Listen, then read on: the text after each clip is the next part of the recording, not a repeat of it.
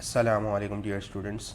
In the previous part we discussed profitability ratios and I also discussed जिस तरह company के लिए business के लिए प्रॉफिटेबिलिटी इंपॉर्टेंट है उस तरह लिक्विडिटी भी इंपॉर्टेंट है। इसको आप इस तरह समझ सकते हो। लेट्स अज्यूम अभी इस वक्त आपकी जेब में मौजूद कुछ भी अमाउंट ना हो तो हाउ वुड यू फील। तो इसी तरह company is also a person, अगर लाइक इसके पास इनफ कैश ना अवेलेबल हो तो it would also be in crisis, just like you will be in crisis if you don't have money in your pocket. इसी तरह if you don't have money in your pocket you might be able to survive in the short run, कि आप किसी से बोरो वगैरह कर लोगे या मे बी आप अपनी जो पेमेंट्स आपको करनी है उनका टाइम पीरियड एक्सटेंड कर दोगे and so on. But you can understand कि वो भी ज़्यादा लंबा टाइम नहीं चलेगा। You will have to make a proper arrangement for funds ताकि आप सस्टेनेबल तरीके से चल सको। इसी तरह बिजनेस भी अगर के पास इनफ कैश ना हो then they will have to look for means in which they can generate cash sustainably और फिर वो बिज़नेस में सर्वाइव कर सके। फॉर एग्जांपल प्रॉफिट, अब बिज़नेस प्रॉफिटेबल तो है लेकिन लिक्विड नहीं है। इसकी एग्जांपल क्या होगी, जैसे बेटा फॉर एग्जांपल आप कहीं सैलरी पर काम कर रहे हो लेकिन आपका ओनर आपको सैलरी नहीं दे रहा। अब बेटा आपने सैलरी तो अर्न कर ली, इसका मतलब आप प्रॉफिट में हो, लेकिन आपके पास salary in the form of cash available नहीं है तो you will still be in crisis. बात समझ आ रही है? तो अगर आप प्रॉफिटेबल भी है बिजनेस लेकिन फिर भी कैश अवेलेबल नहीं है तो it's still a situation of crisis for the business. सही है। And now the first liquid ratio is current ratio. Current ratio, or it can also be called as working capital ratio. सही है। तो basically this is as written, the formula is current assets upon current liability. Basically जो current चीज़ें ना, जो हमने अपने statement of financial position में लिखते हैं क्या करंट एसेट्स और करंट लाइबिलिटीज़, तो करंट एसेट्स ऊपर आ गया, करंट लाइबिलिटीज़ नीचे आ गया। बेसिकली हमें ये बताता है फार्मूला कि भाई हमारे पास अब जो भी इसका आंसर आएगा ना आप उसको ऐसे एक्सप्रेस करोगे, डैश इज टू वन। मतलब फॉर एग्जांपल मेरा आंसर कैलकुलेटर में आ रहा है 1.5 तो मैं लिखूंगा 1.5 is to one. For example बेटा हमारे पास लेट से $180,000 के करंट एसेट्स है और current liabilities are 100,000 के। तो if I take out answer in calculator my answer would be 1.8। तो if I leave my answer like this the examiner would deduct marks, तो इसीलिए I'll have to write 1.8 is to 1।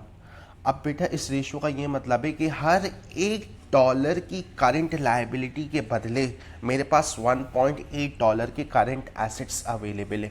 हर $1 की current liability के बदले अगर मेरे business में $1 की करंट लाइबिलिटी है तो $1.8 के उसके लिए करंट एसेट्स अवेलेबल है। बात समझ आ रही है? तो ये रेशियो आपको ये बता रहा है। अब in order for the business to be liquid enough it is necessary कि करंट एसेट्स बिजनेस के ज़्यादा ही होने चाहिए, क्योंकि करंट एसेट्स में क्या चीज़ होती है, करंट एसेट्स में इन्वेंट्री होती है। इन्वेंट्री को आप बेचकर अपनी लायबिलिटीज़ या अपने एक्सपेंसेस मीट कर सकते हो। करंट एसेट्स में ट्रेड रिसीवेबल होते हैं। ट्रेड रिसीवेबल आपको जब कैश देंगे तो उसके थ्रू आप अपने एक्सपेंसेस अपनी लायबिलिटीज़ वगैरह मीट कर सकते हो। फिर इसमें बैंक और कैश भी होता है तो उनके थ्रू भी आप अपनी लायबिलिटी मीट करते हो। और करंट लायबिलिटी में क्या होता है, ट्रेड पेबल्स होते हैं या बैंक गलती से आपका नेगेटिव हो गया वो होगा, यानी बेसिकली आपको जिन्हें पेमेंट करनी है वो सब करंट लायबिलिटी में शामिल है। तो पैसे कहाँ से आ रहे हैं, नॉर्मल कोर्स ऑफ बिजनेस के लिए करंट एसेट्स से, और मीट क्या करनी है आपको, नॉर्मल कोर्स ऑफ बिजनेस में करंट लायबिलिटी। इसीलिए बेटा इसको वर्किंग कैपिटल रेशियो बोलते हैं। वर्किंग कैपिटल का ये मतलब कि भाई वो अमाउंट जो मुझे रिक्वायर्ड है in order to run the day to day operations of the business. In order to run day to day operations of the business, जो भी डे टू डे ऑपरेशंस होते हैं, जैसे फॉर एग्जांपल सैलरीज देनी है, expenses पे out करने, छोटे मोटे रिपेयर्स करने, अपनी लायबिलिटीज़ को पे ऑफ करना है, अपने रिसीवेबल से पैसे लेने, इन्वेंट्री बाय करनी है, जो लाइक ऑन गोइंग प्रोसेस होता है जिसमें कैश रिक्वायर्ड होता है, that is part of working capital. Basically business को रन करने के लिए जो अमाउंट रिक्वायर्ड है that is called working capital, और वो करंट एसेट्स और करंट लायबिलिटीज़ के थ्रू फिर आप समझ सकते हो। तो I hope that make sense to you. तो बेटा जितना बिजनेस का करंट एसेट्स ज़्यादा होंगे उतना they can easily meet off their current liabilities. सही है। So we have discuss this. अब the ideal ratio for this would be 1.5 जो ये हमारा डैश है ना, अगर ये कैलकुलेटर में हम आंसर निकालिए 1.5 to 2 के दरमियान होना चाहिए। सही है।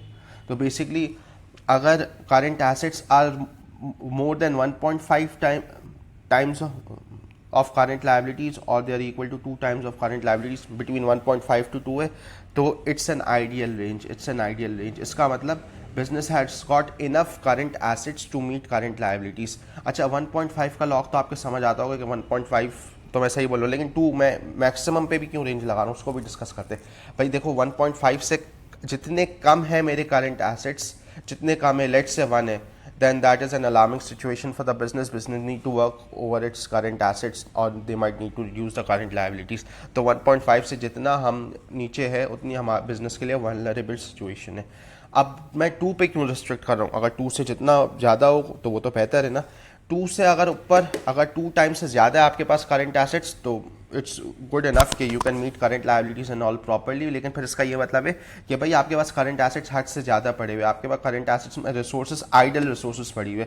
अगर आपका रेशियो 2 से ज़्यादा आ रहा है तो इसका मतलब आपके पास आइडल रिसोर्सेज पड़ी हुए, फ्री फजूल में पड़ी हुई आइडल रिसोर्सेज. तो you should make the use of this resources and उनको कहीं काम पे लगाओ ताकि उनके थ्रू भी प्रॉफिट जनरेट कर सको. फॉर एग्जांपल मेरे पास फजूल में काफ़ी ज़्यादा इन्वेंट्री पड़ी हुई है, तो भाई आपको इन्वेंट्री इतनी ज़्यादा होल्ड करने की ज़रूरत नहीं, क्योंकि इन्वेंट्री आप ज़्यादा होल्ड करोगे तो स्टोरेज का भी खर्चा आएगा, फिर माल कब बिकेगा, ख़राब भी होने का चांस है, सो ऑन. इसी तरह अगर आपके पास बैंक में ज़्यादा पैसे पड़े हुए तो भाई तो बैंक में भी आपके पास ज़्यादा पैसे पड़े हुए, उसकी वजह से आपका ये रेशो तो बढ़ जाएगा, लेकिन फिर फजूल में ज़्यादा पैसे पड़े हुए ना. Like you should may be you can open up a saving account and park it over there, ताकि आपको फॉर टाइमिंग एटलीस्ट कुछ तो प्रॉफिट जनरेट होता रहे. तो अगर आपके पास 2 से ज़्यादा रेशो है तो इसका मतलब ये idle resources, you should put this resources into some profitable use. सही है, तो ये हो गया. इसके बाद है बेटा लिक्विड एसिड टेस्ट या quick ratio. The ratio is similar to the one we have studied above. अब इसमें क्या होता है, सेम वही फॉर्मूला है, लेकिन आप करंट एसेट्स में से इन्वेंट्री को एक्सक्लूड कर देते हो. करंट एसेट्स में से आप इन्वेंट्री को हटा देते हो. बात समझ आ रही है? अब बेटा करंट एसेट्स में से इन्वेंट्री को हटाने का मकसद क्या है? देखो, इन्वेंट्री के थ्रू जो ना अपने एक्सपेंसेस या लायबिलिटी मीट करना जो ना थोड़ा सा टाइम कंज्यूमिंग प्रोसेस है, क्योंकि देखो इन्वेंट्री को पहले बेचना पड़ता है. बात समझ आ रही है? जब बेच दिया आपने, सेल तो कंफर्म हो गई, मे बी बंदे ने उधार पे खरीदे हो गुड्स. अब उधार पे खरीदे तो वो ट्रेड रिसीवेबल बन गया. अब फिर ट्रेड रिसीवेबल भी कुछ टाइम लेगा आपको कैश देने में, तो इन्वेंट्री को कैश में या बैंक में जो भी कन्वर्ट होने में बहुत ज़्यादा टाइम लगता है. पहले बिकना भी है, जब बिक गया, सेल कंफर्म हो गई, तो अब उसको कैश आउट भी होना है, तो बहुत ज़्यादा टाइम लगता है. इसीलिए इन्वेंट्री पे आप इतना ज़्यादा रिलाई नहीं कर सकते in order to meet your expenses and current liability. That's why liquid acid test या quick ratio is the good measure of liquidity as compare to the ratio, current ratio that we have studied. मतलब ये ज़्यादा बेहतर ratio है in order to gauge the liquidity of the business, क्योंकि इसमें हम inventory को साइड पर रख के जो ना बिजनेस की लिक्विडिटी असेस करें. बात समझ रही है? करंट एसेट्स में से इन्वेंट्री को हटा देते हैं, तो इसीलिए, और अगर इन्वेंट्री को हटाना मेक सेंस एज वेल, जैसे मैंने आपको समझाया. तो क्योंकि ट्रेड रिसीवेबल आपको ना एनी पॉइंट इन टाइम दे देंगे पैसे. सही है, आप उनको पुश करोगे, डिस्काउंट दोगे तो वो कैश दे देंगे आपको जल्दी. बैंक और कैश तो आपके पास होता ही कैश. सही है, तो इसलिए this is a better ratio for the business to gauge the liquidity. अब इसकी आइडियल रेंज है, दिस शुड बी 1 to 1.5 के दरमियान, ये जो आपका आंसर आ रहा है. सही है.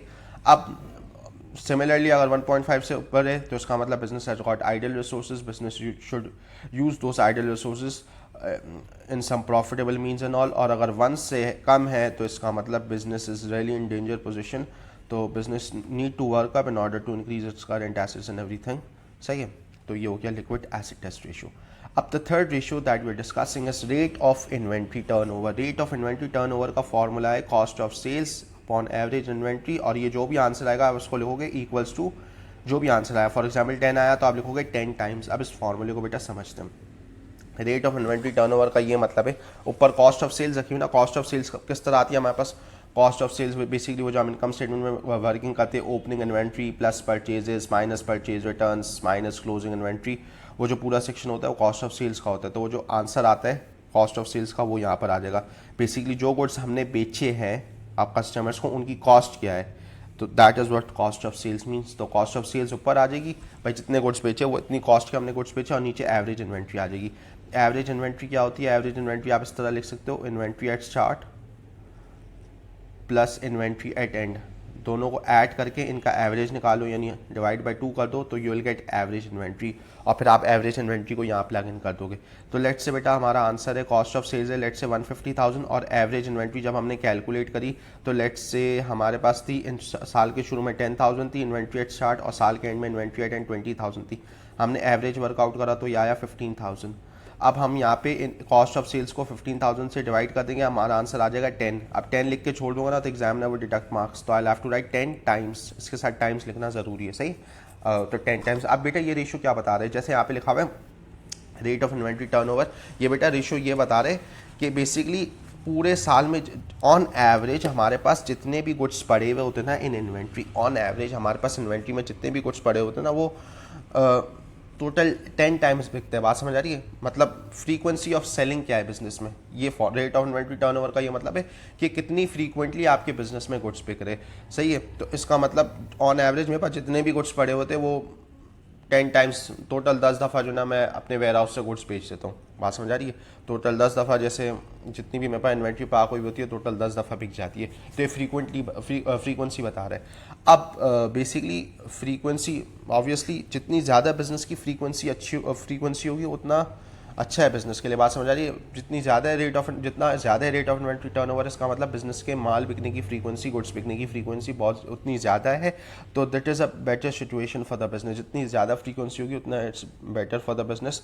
अब देखो frequency industry to industry vary भी करती है। फॉर एग्जांपल अब जैसे फूड इंडस्ट्री है, कोई पेरिशेबल गुड्स है तो वो इतना स्टॉक अप करके नहीं रखते। बात समझ आ रही है? तो वो जितना मुझे एक दिन में बेचना है, मैक्सिमम 2 दिन में बेचना है, उतना मैं लेकर आता हूँ और बेच देता हूँ। तो इस तरह पेरिशेबल इंडस्ट्री में जो ना इन्वेंट्री टर्नओवर काफ़ी ज़्यादा होगा, लेकिन कुछ और इंडस्ट्रीज़ होगी मे बी उसमें जो ना इन्वेंट्री टर्नओवर बहुत कम होगा, जहाँ पे जो ना गुड्स कम फ्रीक्वेंटली बिकता है। बात समझ आ रही है? फॉर एग्जांपल कार शोरूम है, अब कार एज एन इन्वेंट्री आपके पास पड़ी हुई होती है, but it takes time to sell out. ये नहीं मतलब जितनी फ्रीक्वेंटली मे बी आपकी ब्रेड बिक रही है बेकरी पर, उतनी फ्रीक्वेंटली तो कार नहीं बिकेगी ना। बात समझ आ रही है? तो कार ऑब्वियसली टाइम लगाएगी और ब्रेड कम टाइम लगाएगी। तो ऑब्वियसली अगर आप बेकरी का निकालोगे रेट ऑफ इन्वेंट्री टर्नओवर तो वो बहुत ज़्यादा होगा, अगर आप कार शोरूम का रेट ऑफ इन्वेंट्री टर्नओवर निकालोगे तो कम होगा। तो it depends from industry to industry as well. तो सही है? तो एक तो ये बात हो गई, और फिर रेट ऑफ इन्वेंट्री टर्नओवर इस पर भी डिपेंड करता है कि भाई बिजनेस की कितनी ज़्यादा इन्वेंट्री होल्ड करके रखता है। तो मे बी कोई बिजनेस है उसके पास वेयर हाउस ज़्यादा पड़ा होता हो तो वो इन्वेंट्री ज़्यादा होल्ड करके रखता हो। बात समझ आ रही है? अब जितनी ज़्यादा इन्वेंट्री होल्ड करके रखता है बिजनेस में भी तो रेट ऑफ इन्वेंट्री टर्नओवर उस हिसाब से भी कम हो जाएगा। तो you will also have to look with these things as well. You'll also have to take into account these things as well when you're comparing any businesses and all. तो ये हो गया रेट ऑफ इन्वेंट्री टर्नओवर की, कितना frequently हमारे goods बिकते हैं। अच्छा भाई, the last 2 ratios that we are discussing in liquidity ratios are trade receivable turnover और इसी तरह सिमिलरली ट्रेड पेबल्स टर्नओवर। अब ट्रेड रिसीवेबल टर्नओवर का अगर पहले आप फॉर्मूला नोट करें तो लिखा हुआ है ट्रेड रिसीवेबल्स यानी बेसिकली साल के आखिर में कितने डॉलर के ट्रेड रिसीवेबल्स है अपॉन क्रेडिट सेल्स, पूरे साल में कितने डॉलर की क्रेडिट सेल्स की हमने, यानी टोटल उधार पे कितने डॉलर के कुछ खरीदे पूरे साल में, and value will multiply that by 365, you are going to get some answer. और उसके आगे आपको लिखना है डैश डेज। बात समझ आ रही है? 365 are the number of days in a year, तो इसका आंसर डेज में एक्सप्रेस होगा, डैश डेज जो भी आंसर आ रहा है। फॉर एग्जाम्पल आपके ट्रेड रिसीवेबल थे कितने थे ट्रेड रिसीवेबल, लेट्स से तो बेसिकली आपके लेट्स से ट्रेड रिसीवेबल थे 20,000 और क्रेडिट सेल्स पूरे साल में आपने की 200,000। सही है? 365 से जब आपने आंसर मल्टीप्लाई किया तो क्या आ जाता है अप्रॉक्सीमेटली, तो ये आ जाएगा 36.5 डेज आपका आंसर आ रहा है। सही? 36.5 डेज आंसर आ रहा है। अब ये बेटा 36.5 डेज आपको क्या बता रहे हैं, बेसिकली आपको ये बता रहे हैं ऑन एवरेज जिनको हम उधार पे गुड्स बेचते हैं, ऑन एवरेज जिनको भी हम क्रेडिट पर गुड्स बेच रहे हैं वो कितना टाइम देते हैं हमें पैसे पे करने में, हमारे यानी क्रेडिट कस्टमर्स ऑन एवरेज कितना टाइम लेते हैं हमें पैसे पे करने में। तो ऑन एवरेज जब हम गुड्स बेचते हैं कस्टमर को तो कस्टमर 36.5 डेज़ बाद हमें पेमेंट करता है, 36.5 डेज़ बाद ऑन एवरेज पैसे देता है। अब obviously this is also an important ratio in order to gauge the liquidity of the business, क्योंकि इससे हमें ये पता चल रहा है ना यार जो हमने गुड्स बेसिकली अपने कस्टमर को बेचे हैं उनको कैश में कन्वर्ट होने में कितना टाइम लगेगा। बात समझ आ रही है? अब मुझे पता होगा यार 30 डेज़ लगेंगे कैश में कन्वर्ट होने में, तो मैं उसी हिसाब से अपना एक्सपेंस वगैरह या अपनी पेमेंट वगैरह प्लान आउट करूँगा ना, उसी हिसाब से मैं अपने सप्लायर को कमिटमेंट करूँगा कि भाई मैं आपको इतने दिन बाद पेमेंट दूंगा एंड सो ऑन। तो this is also a ratio to gauge liquidity. सही है?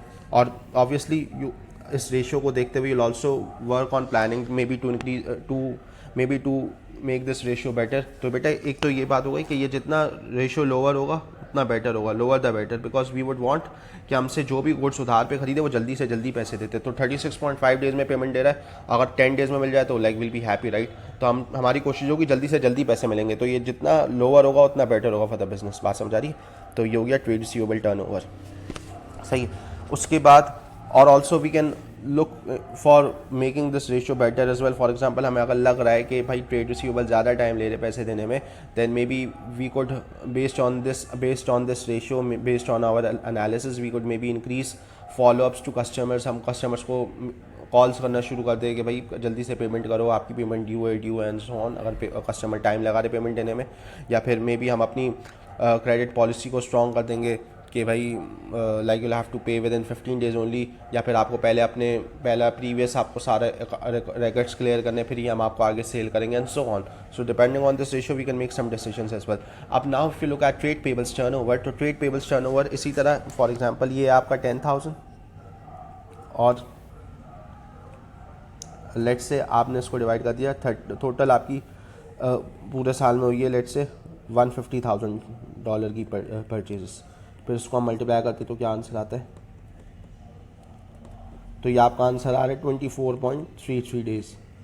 भाई इसका ये मतलब है देखो कि आप जब जिन सप्लायर से हम क्रेडिट पे गुड्स खरीदते हैं उनको ऑन एवरेज हम कितने टाइम पीरियड में पेमेंट देते हैं.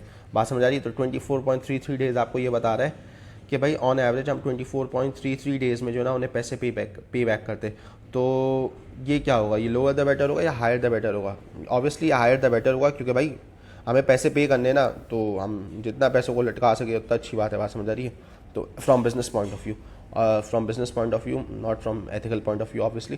तो from business point of view जितना हमें ज़्यादा टाइम मिल सके पेमेंट के लिए उतना बिजनेस के लिए बेटर है. फॉर एग्जांपल अगर हम सप्लायर को 50 डेज़ बाद पे करें तो that is more better for the business, क्योंकि 50 डेज़ के बाद बिजनेस के बाद उसके पैसे पड़े रहेंगे ना. बात समझ आ रही है. तो ये जितना ज़्यादा होगा उतना बेटर होगा. बात समझ आ रही है. तो दिस इज़ अब इसके थ्रू भी we can make on plans as well.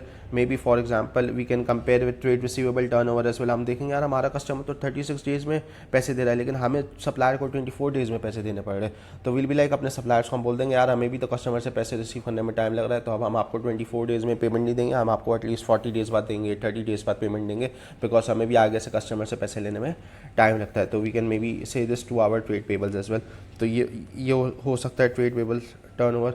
और फिर may be based on this ratio अगर हम देखें यार हमें तो अपने ट्रेड पेबल्स को इतनी जल्दी पैसे देने पड़ रहे हैं, वो इतना तंग करते हैं हमें फजूल में, तो may B we could look for alternate suppliers जो हमें ज़्यादा टाइम पीरियड के लिए मे बी ज़्यादा टाइम पीरियड देते पैसे वगैरह पे करने के लिए.